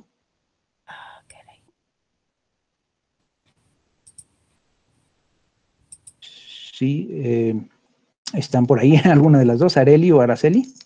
Sí. Adelante, Areli, por favor. ¿Ya me escuchas? Sí. Perdón, es que algo hice que no podía activar el micrófono. Buenos días. Ok, buenos días. Preguntarte si de casualidad existe alguna herramienta en la que simultáneamente se pueda dibujar y enseñarles o darles retroalimentación a los alumnos. Por ejemplo, en el caso de los integrales, especialmente este que me toca, tengo que estar haciendo gestión de diseño a través de bocetos. Casi siempre las dinámicas es el alumno o los alumnos me dicen de qué van las propuestas de diseño y ahí mismo hacemos retroalimentación, pero con esquemas y con dibujos. ¿Existe alguna herramienta o más bien es poner un pizarrón atrás y estar haciendo dibujos con ellos simultáneamente? O si ya existe una bueno, eso, una herramienta para suplir esta actividad. Sí, hay en Google Classroom y en Google Drive hay herramientas que permiten hacer eso. Hay que ensayarlas un poquito porque a veces cuesta trabajo entrar y salir cuando se están utilizando otras, pero sí, en Drive y en Google Classroom hay herramientas para poder mostrar trazos directamente en línea. Perdón, ¿sabes el nombre o más bien lo exploro y... Si quieres te puedo mandar un vínculo, déjame anotarlo aquí y te mando después el vínculo para que lo puedas probar. Buenísimo, pues esa era mi duda. Muchas gracias, doctor. Muy bien, gracias, Areli. Gracias. Araceli, ¿estás por ahí? ¿Sí? No, creo que no se oye.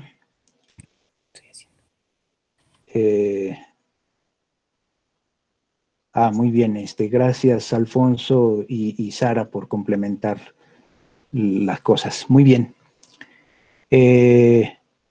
¿Algún otro comentario o pregunta que alguien quisiera hacer?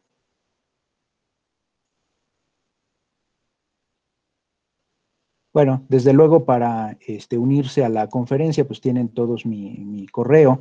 Entonces, desde luego, pues estoy a la orden para cualquier cosa que quisieran ustedes comentar o en la que les pudiera apoyar.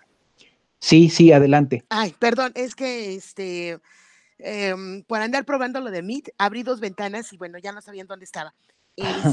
Bueno, en primera, pues agradecerte mucho la conferencia, vas muy buena, me encantó desde cómo hablas, cómo la organizaste, y yo creo que esto también nos da la oportunidad de bajar un poquito el estrés. Ayer platicaba con una profesora, pues no es una profesora que sea joven, y me dice, estoy muy preocupada y muy angustiada porque cómo voy a manejarme con mis alumnos en este momento. Entonces, con la experiencia que vivimos ahorita, que fuimos el primer grupo que se le dio la plataforma, bueno, la generación de aulas virtuales, yo le comentaba que sí va a ser complicado hacerlo, va a ser muy complicado que en un par de días nosotros podamos lograr tener el referenciado o muy referenciada nuestra aula virtual, pero creo que con estos puntos que nos das, con este ABC, yo creo que podemos bien ahora sí partir, porque la herramienta es como la evaluación no es el fin, no es parte de un proceso, ¿no?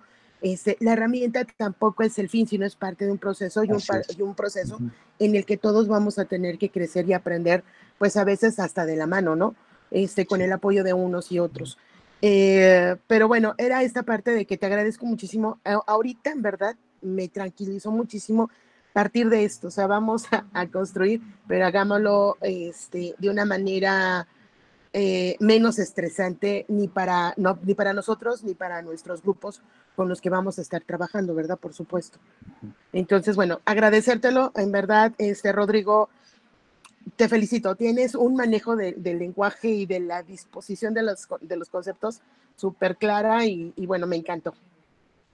Muchas gracias, Araceli, por tus palabras. Qué bueno que te haya gustado. Y sí, desde luego, creo que la situación que enfrentamos ahora implica pues que no tengamos forzosamente todos que lograr el mismo resultado con las mismas tecnologías, ¿no? Es encontrar, digamos, cuál para mí es posible y desde esa posibilidad me facilita apoyar a los alumnos. Creo que ese tendría que ser la meta en nuestros cursos a distancia en este momento, no convertirnos en unos cuantos días en el que maneja súper bien la plataforma institucional y solamente a través de ella me voy a comunicar. Creo que no es el caso.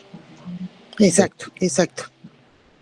Entonces, bueno, estos días en esta planeación pues habrá que explorar eso, digamos, qué es lo que sí puede cada uno manejar, en qué puede uno establecer comunicación para que tratemos de apoyar a los alumnos, ¿no? Muy bien. Muchas gracias. Bueno, tengo algunos agradecimientos aquí. Muy bien, ¿alguien más que quisiera comentar alguna cosa? Gracias, profesor Ricardo. Gracias, Sara. Gracias, Araceli. Muy bien, ¿algo más que quisieran comentar o preguntar? Rodrigo, creo que es una pregunta, inquietud, y la verdad, desde tu particular punto de vista, ¿cómo ves la organización? ¿Cómo nos iremos a organizar para poder tener este contacto con los alumnos? Por ejemplo, yo veo con mucha alternativa el Meet para tener estos acercamientos, pero ¿tú crees que la plataforma aguante todas estas comunicaciones o todos estos grupos que se vayan a abrir, quizá en el horario que lo toca al alumno? ¿O cómo iremos a organizar como grupos? Gracias. Bueno, por una parte, la organización de grupos, pues se va a facilitar desde la propia universidad. Ya estaba en proceso la parte de los exámenes de recuperación. Se quedó cortado, pero en realidad, si ustedes se fijaron en las comunicaciones, se dio la publicación por parte de la unidad de los listados por división y por carrera de los grupos de exámenes de recuperación que se habían organizado, y a partir de vínculos que ni siquiera revelaban la dirección de correo electrónico, se pudo hacer que los alumnos se pusieran en contacto con los profesores. Entonces, yo pienso que algo similar tendría que hacerse para organizar los grupos, porque el primer paso, pues, es saber quiénes son mis alumnos y poder tener contacto con ellos. Lo que hacemos normalmente en el aula, pues, es que les pedimos su correo, ¿no? Y entonces, la primera semana ya sabemos quiénes somos, ya sé cómo se llaman mis alumnos y cuáles son sus correos, y ahí comenzamos la comunicación. En este caso, pues, tendrá que ser algo similar. Ahora, respecto a si van a aguantar o no las plataformas, yo no pienso que vaya a haber problemas serios, ¿no? Es decir, como toda la vida, hay horas pico en Internet, hay más gente utilizando ciertos servicios que otros, y eso puede producir, pues, algún fallo, alguna interrupción, pero no pienso que pueda hacer que se caigan las plataformas, ¿no? Esto lo digo con el conocimiento de lo que está ocurriendo no solo en México, sino en otros países.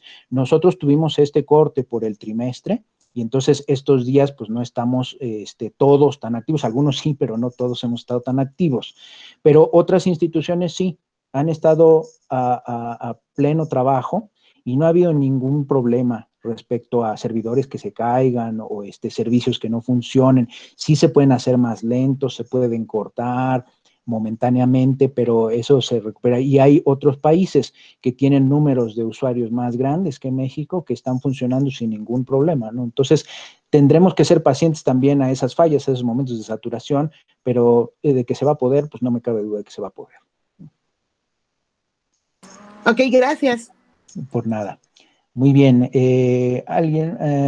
Alfonso, recomendación respecto al uso de la plataforma Moodle. Bueno, respecto a cómo usarla, pues les puedo decir es que los manuales y tutoriales, hay una colección muy completa en internet, en el sitio de la plataforma, en moodle.org. Aquí lo pongo en el chat. Ahí se tiene la documentación de todas las versiones. La más reciente es de las versiones 3 y posterior, que es la que nos correspondería a nosotros. Y ahí hay tanto los manuales como tutoriales de cómo utilizar cada parte de la plataforma. Entonces, pues me parece que es el recurso más potente que tenemos. También están trabajando algunos compañeros en ofrecer algunos recursos desde la coordinación de apoyo académico y de la coordinación de planeación para tener algunos materiales a la mano de esto, pero en realidad es que ahí en moodle.org está todo. Y hay también algunos compañeros que están en formación de tutores. No hablé de eso, pero normalmente en la educación a distancia, además del papel del docente, que a veces le llama facilitador, que es quien tiene el dominio del conocimiento específico que se busca transmitir, está también la figura del tutor, que es el encargado, digamos, de dar el soporte técnico. Cuando los alumnos tienen problema de que no me puedo conectar, no carga alguna cosa, no puedo ver tal cosa, es quien apoya. Ese es el escenario ideal de la educación a distancia a través de la tecnología. Ahora, aunque están estos compañeros formándose como tutores y van a tratar de dar ese apoyo, seguramente van a estar desbordados. Entonces, es muy importante revisar estos materiales. Entonces, respecto a Moodle, pues ahí les pongo ese moodle.org para revisar lo que haga falta, ¿no? Y consultar pues cualquier material que nos vayan informando que puede tenerse de apoyo para estas plataformas. Bueno, pide ahora la palabra al maestro Yoshi. Adelante, por favor. Gracias, Mónica. Maestro Yoshi, ¿está por ahí? Sí, adelante, por favor. Hola, buenos días a todos. Bueno, Rodrigo, muchísimas gracias por esta plática, esta conferencia que nos diste.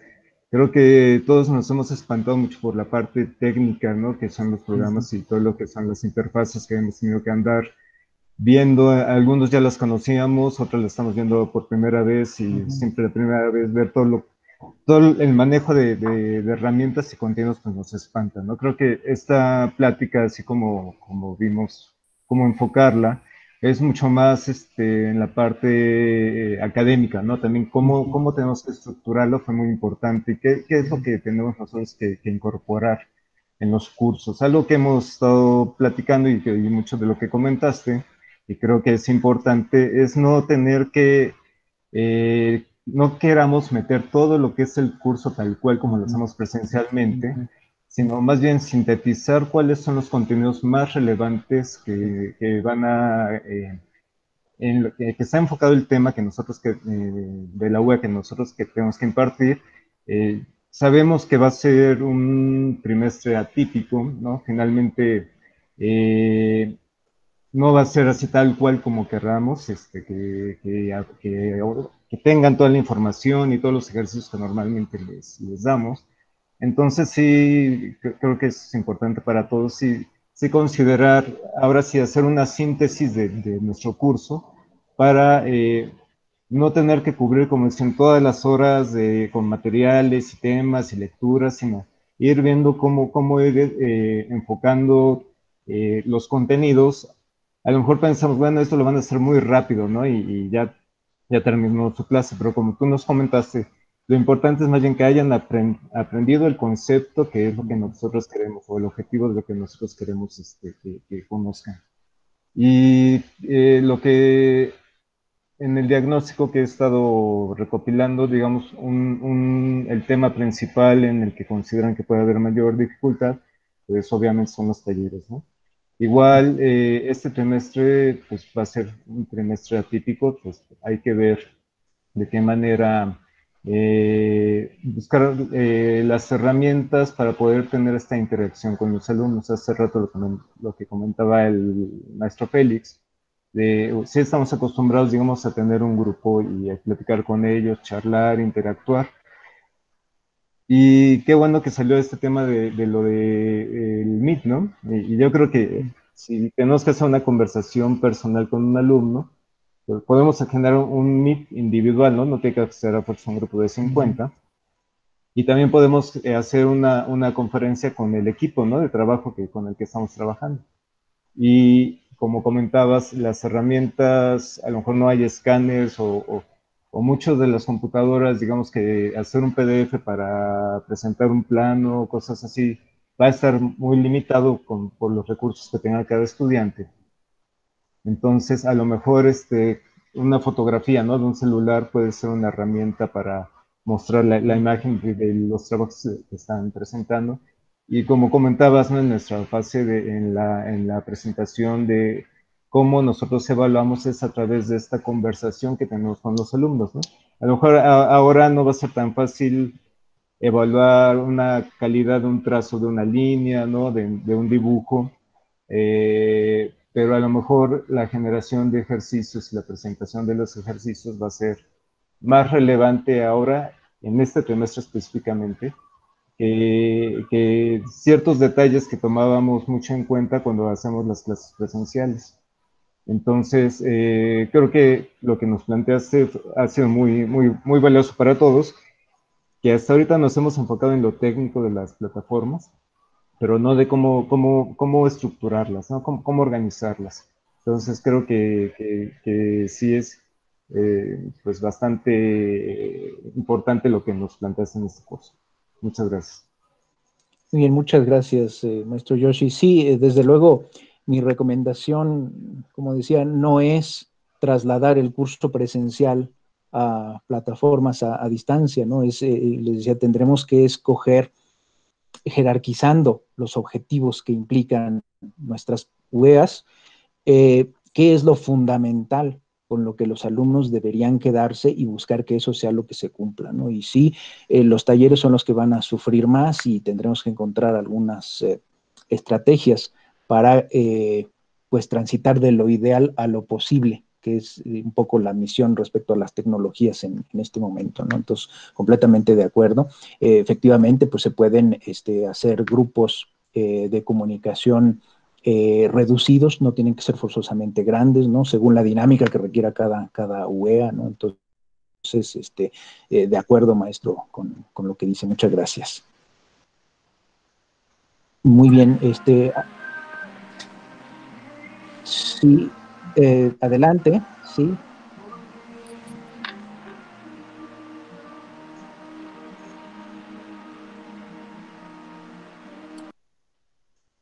Ok, ¿alguien más, alguna cosa que quisiera comentar o preguntar? Rodrigo, Sí, adelante. ahorita que estaban hablando sobre la cuestión de los recursos, incluso para los alumnos, de cómo evaluar algunos puntos. Yo tengo que dar expresión formal este trimestre y doy el primero. Entonces, pues evaluamos la línea, la expresión de la línea, la tonalidad, el ancho, etcétera, etcétera, ¿no? Y dije, sí, cierto, ¿cómo evalúo un trazo de una línea, no? Entonces yo creo que para los que vamos a dar expresión formal, sería muy interesante ahora concentrarnos en cómo representas tal objeto a través de la línea y entonces variamos, ¿no? Ya no le damos el peso a que la línea ahorita tenga una calidad extrema, pero sí trabajamos en esta parte de cómo a través de la línea puedes expresar una serie de conceptos, ¿no? Posiblemente abstractos, posiblemente figurativos. Yo pensaría ahorita, bueno, cómo manejas crisis a través de una representación en diferentes tonalidades de lápiz o diferentes grosores de línea, ¿no? Desde el punto de vista abstracto. Y bueno, ir evaluándolos y ahora que nos centremos más en el producto final, ¿verdad? Que sería el resultado de diseño. En cuanto a la expresión de diseño, creo que va a ser ahorita lo más importante para poderlos cobijar y que nosotros podamos avanzar, ¿no? En esta cuestión atípica, como lo dice el maestro Luis, ¿no? Creo que sí. Hasta ahí quedaría mi comentario. Gracias. Sí, efectivamente hay que ver qué es lo fundamental observable. Y en este caso que comentas de la línea, pues sí, tal vez centrarse más en la expresividad o representación que en la propia técnica, aunque, digamos, si se tiene que ver ese tema, tal vez una cosa que podrías hacer es un video donde tú realices el proceso, ese lo compartas con los alumnos y, digamos, eso sea lo que les guíe para realizarlo. Y la evaluación, pues efectivamente, tal vez a partir de una fotografía de la lámina que hayan hecho o del el ejercicio de que se trate, ¿no? Entonces, sí, pues es buscar lo que sea posible, ¿no? Dentro de lo que permite cada UEA.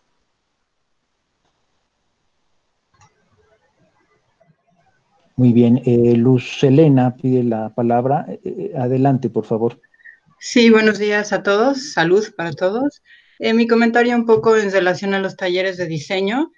En mi experiencia profesional en talleres y despachos de diseño, esta práctica de generar bocetaje, ideas y una correspondencia en línea es muy frecuente. Entonces creo que esta es una oportunidad que tenemos que abrazar, no solamente para obtener, obviamente, los objetivos, como decía el doctor Rodrigo, a lo mejor unos objetivos un poco más sintéticos de lo que podríamos esperar estando en aula, pero sí esta posibilidad de que el alumno sea capaz de transmitir el mensaje de diseño a través del lenguaje gráfico sintético y a través del uso de la palabra mucho más acotado a uso de terminología de diseño, ¿no? Cuando yo en mi experiencia he tenido estas charrettes, le llaman muchas veces, de diseño, en donde el cliente está en una localidad y nosotros en otra, sí tenemos que hacer este vaivén de información en donde el desarrollo del discurso de diseño es muy importante, ¿no? Entonces, yo creo que uno de los objetivos de todos los talleres de diseño, por lo menos en el área de arquitectura, que es en la que yo estoy, creo que tendríamos que tomar yo lo estoy tomando como una parte, como el objetivo de parte del taller, ¿no? Es decir, enfocarnos a que el alumno no solamente desarrolle las capacidades del programa, sino que desarrolle esta capacidad de generar conocimiento a través del lenguaje de diseño, ¿no? Entonces, no sé si estén de acuerdo conmigo, pero yo creo que es algo que vamos a experimentar incluso nosotros mismos, la necesidad de ser mucho más sintéticos. Y bueno, estas plataformas Moodle, que esperemos que los alumnos tengan contacto, yo tengo un poco de miedo exactamente en eso, en que los alumnos puedan tener la versatilidad en horarios que estamos pidiendo, ¿no? Esa sería una pregunta para el doctor Rodrigo. O sea, ¿sí podemos esperar que los alumnos tengan esta disponibilidad horaria, así como está marcado en la carga académica o como están marcados en sus horarios? Gracias. Bueno, gracias por el comentario, Lucelina. En primer lugar, estoy de acuerdo contigo. Sí, esta es una oportunidad excelente para poder fomentar la apropiación del lenguaje propio de cada una de las carreras que se imparten. El poder expresarse con las palabras adecuadas y con los gráficos adecuados, me parece que es algo que sí se va a poder realizar a partir de pues, este acercamiento a distancia. A través de las tecnologías, ¿no? Y como les digo, pues hay que explorar, o sea, aquí mencioné algunas, pero hay muchísimas otras, hay cualquier número de aplicaciones y de programas gratuitos, sencillos, accesibles, que pues tal vez podrían ayudarnos a esa parte del bocetaje, la comunicación, además de los que se han citado.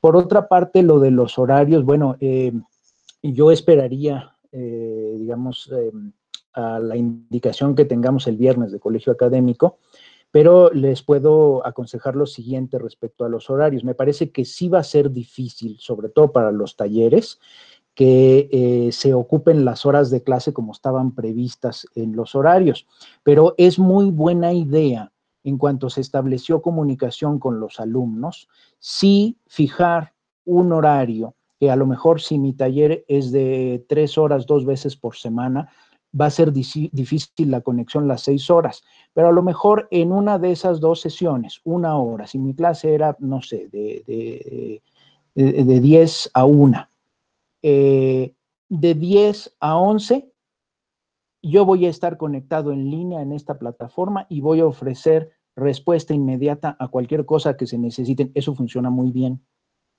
Eso funciona mejor, por ejemplo, que buscar que estén conectados las 6 horas, que como se decía, no todos lo van a lograr, y es muy cansado también para uno. Y es mejor también que no quedar en horarios, porque si no quedamos en horarios y estoy en redes sociales, pues ya me estoy viendo contestando mensajes a las 3 de la mañana. Entonces, es muy práctico quedar en horarios, y yo recomendaría, no se va a poder el horario completo de la modalidad presencial, pero ya que tengo contacto con los alumnos, pues sí quedar dentro de ese horario, pues un día y un lapso de tiempo específico para que podamos tener la certeza de que si cualquier cosa se ofrece, pues ahí nos conectamos y ahí aclaramos las dudas. Esa sería mi recomendación. Bueno, pide la profesora Adriana hacer una prueba de compartir pantalla. Claro, adelante, profesora. Vamos a intentar ver su pantalla.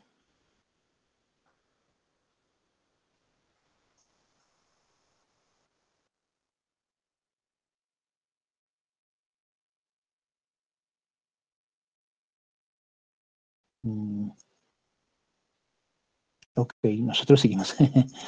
Ok, bueno, ¿algún otro comentario, pregunta?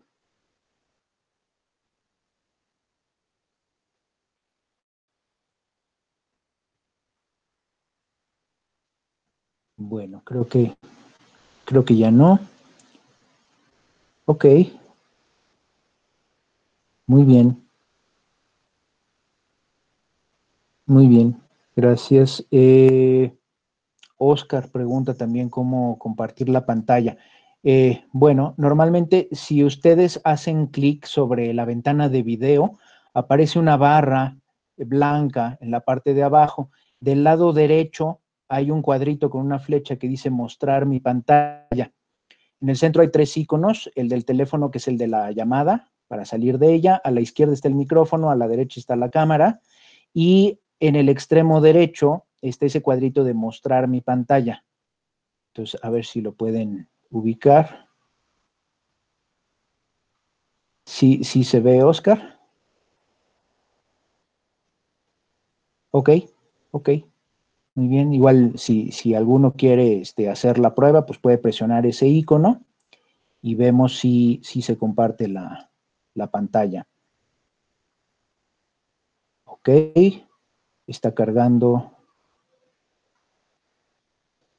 Ajá. Ok. La profesora Adriana.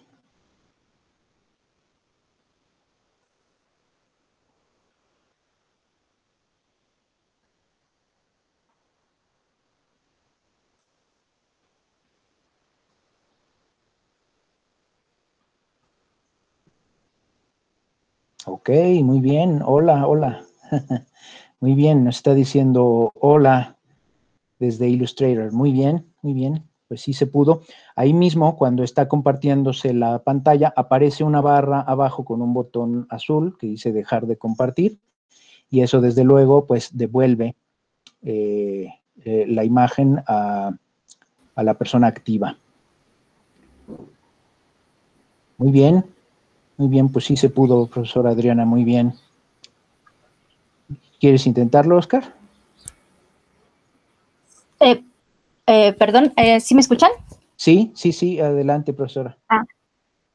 Justo, es que como mencionaba la profesora Arely, si se podía algún programa, es muy lento. Yo creo que a lo mejor si se tiene una mejor máquina con más potencia, con más RAM, quizá, podría funcionar, pero funcionan bien el programa, por ejemplo, este que abrí, pues es el Illustrator y funciona como para hacer algunos ejercicios. Tendrían que ser cortitos porque yo creo que sí consume bastante RAM, las dos cosas, transmitir y al mismo tiempo el software de Adobe que consume pues mucha memoria, pero yo creo que sí se podría, porque justo en mi caso, voy a dar producción audiovisual, yo no creo que el programa de Premiere ni After Effects pueda trabajarlo así en línea, pero justo a lo mejor hacer unos tutoriales en video primero y luego subírselos, compartírselos a los alumnos por medio de YouTube o por medio del Drive o algo por el estilo, pues va a tener que ser la solución. Por lo pronto, para hacer bocetaje, yo creo que funciona muy bien desde el Paint, seguramente, o el PowerPoint, o el Illustrator, o lo que ya está de Google, nos podría funcionar como para hacer algunos bocetos rápidos, ¿no? Con los alumnos. Sí, yo coincido con usted, profesora. Digamos, sí depende mucho del equipo. Usar los programas de Adobe junto con la videoconferencia sí es muy demandante respecto a recursos. Entonces, por un lapso corto, pues, se puede usar para mostrar alguna cosa de interfaz, pero para trazos yo por eso le recomendaba más bien las herramientas de Google, que digamos son en línea, entonces se facilita más para mostrar algo. Claro que en el caso de su materia, que es producción audiovisual, pues sí, en realidad no se podrían operar los programas de edición de audio y video en línea, sería complicado.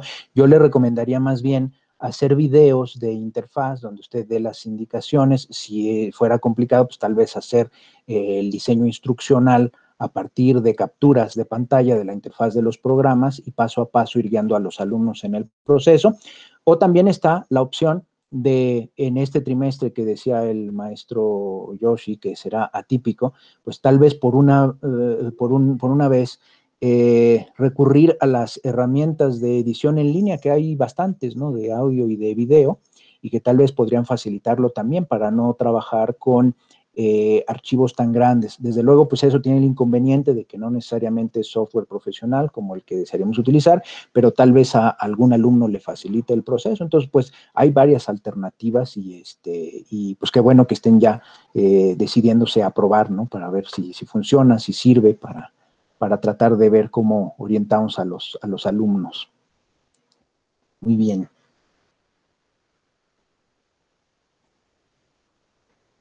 Muy bien. Tengo aquí.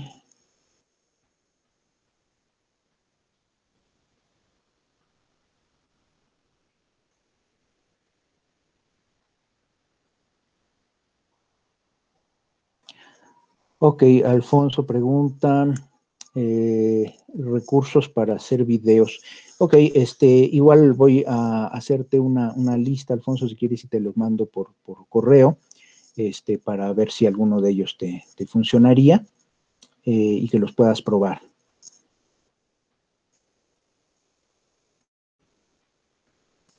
Muy bien. Bueno, probó también Oscar compartir la interfaz. ¿Alguna otra cosa que necesiten de momento que quisieran comentar? Que sí puedo enviarles a todos. Ok, muy bien, les envío a todos esta parte de los videos. No sé si alguno de ustedes conozca un software. Sé que algunos compañeros en la universidad lo tienen, no todos, pero digamos, a través del tiempo, como que el programa así por excelencia para hacer videos instruccionales de programas es uno que se llama Camtasia. Este programa desafortunadamente no es gratuito, pero de ese mismo tipo hay algunos otros que pueden buscarse en línea. Lo que hace este programa es permitir grabar una ventana de mi pantalla. Entonces yo puedo decidir que mi ventana de grabación sea la interfaz de un programa y entonces yo puedo grabar un video de cómo estoy haciendo un procedimiento para lograr un resultado. Entonces, eso sería lo ideal. Pero si no se tiene esa posibilidad, como le decía a la profesora, pues se pueden hacer diseños instruccionales que incluso pues, pueden estar en un PDF, donde yo con captura de pantalla, con una flechita y con un texto le diga, pues paso número 1, tienes que ir a esta herramienta y hacer esto. Paso número 2, hay que ir a este menú, escoger esta opción y este parámetro. Paso número 3, hay que hacer el trazo número tal, y así vamos a lograr este resultado. Esa es una alternativa sencilla, accesible, que podemos realizar. Incluso lo podemos hacer en PowerPoint. El PowerPoint se puede guardar como PowerPoint o como PDF. No sé si todos lo sepan, pero digamos, antes era un poco engorroso hacer la captura de pantalla, porque después había que pasarlo por un programa de edición de imagen como Photoshop para recortarla, retocarla, y luego había que montarlo ya directamente en el PowerPoint o en el PDF o en el Word. Estos días ya si hacemos la captura de pantalla, que en PC pues es simplemente presionar la tecla que dice Import Pan o Print Screen, y en Macintosh con el comando Shift 3 podemos hacer la captura de pantalla. Eso se puede, en el caso de PC queda automáticamente en el portapapeles. Yo lo puedo pegar en una diapositiva de PowerPoint y con clic derecho yo puedo recortarla allí mismo, ya no tengo que pasarla a Photoshop. Y si lo guardo como PDF, puedo pedirle que sea un PDF ligero. Entonces, hay herramientas que nos facilitan este tipo de cosas. En el caso de Mac, yo puedo, esa imagen automáticamente queda en el Finder, en el escritorio, y entonces pues yo puedo jalarla al programa donde la necesite, ¿no? Entonces, hay estos recursos, ¿no? No forzosamente todo tiene que ser en video. La profesora Adriana, menciona que QuickTime permite la captura de pantalla también, desde luego. Israel, adelante, ¿quieres hacer una pregunta? Hola, Rodrigo, ¿me escuchas? Sí, te escucho claramente. ¿Qué tal? Buenos días, Rodrigo. Una Buenos pregunta. Para hacer la conferencia, en este caso tuyo, o para nosotros utilizar esta herramienta, ¿tú apartas espacio, avisas a la UAM, o tú nada más te conectas y quedas de acuerdo con tus alumnos y haces como un usuario pues individual, como un usuario común, tu sesión? Bueno, yo lo que hago es acceder a la suite de Google con mi correo institucional. Como la universidad tiene convenio con Google, el correo, el AZC UAMMX, es un correo de Google. Entonces, esas cuentas institucionales nos permiten acceso a estas herramientas. Entonces, yo no tengo que solicitar el servicio. Si quieres, puedes buscar directamente en Google Hangouts Meet y te va a mandar a la descarga del pequeño reproductor que se necesita. Con ese instalado, tú puedes inclusive desde tu calendario de Google, ahí puedes decidir, pues yo quiero una sesión este día, buscas en el calendario de Google el día, escoges la hora, le das crear un evento nuevo y ahí le puedes decir que quieres que ese evento sea una sesión de Meet y automáticamente te va a dar el código para poder agregar usuarios y mandar las invitaciones, que fue lo que yo hice. Entonces, no le tuve que pedir permiso a nadie. El requisito técnico sí fue instalar ese pequeño programita de Meet, pero fuera de eso, yo la forma más sencilla que encuentro es desde Google Calendar, ahí ubicar la fecha, la hora, crear el evento y ahí en el tipo de evento decir que es una sesión de Meet y con eso ya tienes todo. Ya puedes empezar con las direcciones de correo, empiezas a incluir invitados. Cuando guardas, te pregunta si quieres enviar invitación a esos invitados. Si son del mismo servidor, AZC o AMMX, automáticamente manda las invitaciones. Si son de cuentas de otros servidores, va a preguntar simplemente si queremos enviar las invitaciones a los usuarios externos y con eso se les envía también. Y entonces, el día que llega el evento, en el mismo Google Calendar, yo le doy clic derecho y le doy unirme a la sesión y ahí voy viendo quiénes van apareciendo. Los externos piden permiso, los que no son externos se conectan automáticamente y con eso estamos ya en línea. Entonces, no hay que pedir permiso, no hay que hacer mayor trámite, simplemente hay que generar el evento y tener instalado el reproductor de Meet. Eso es todo.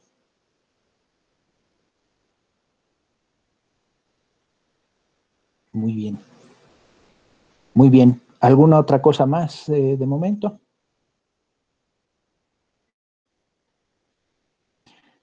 Bueno, pues creo que no me queda entonces sino pues agradecerles su interés y su participación en esta sesión.